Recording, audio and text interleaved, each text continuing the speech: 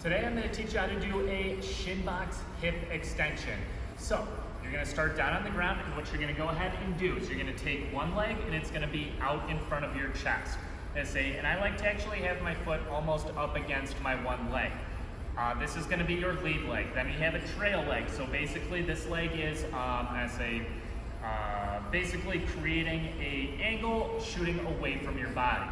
Once you're in this position, we're going to go ahead and start with our shin box. Now you do adjust just slightly so you can see a little bit better.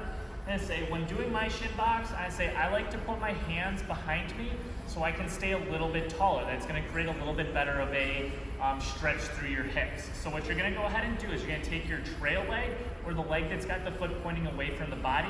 You're going to take that knee, you're going to raise it up as far as you can. Now a couple things here.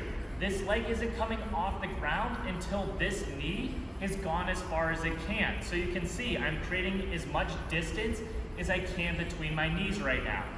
Once you've created as much distance as you possibly can, that's when this leg comes up and off the ground. So bringing this leg up, again, still creating as much distance between my knees as I possibly can until this knee hits the ground. Once this knee hits the ground, then we're gonna start minimizing the distance between our two knees. Once both knees are on the ground, we're gonna go ahead and do our hip extension. So basically what we're gonna go ahead and do is we're gonna take those hips and we're basically going to bring them up and push them forward. Now, if this is too challenging, don't worry, I have a modification when I switch to the other side here. So what I'm doing here is I'm pushing those hips forward and I'm squeezing my glutes as hard as I can, and I'm feeling a nice stretch through my hips right now.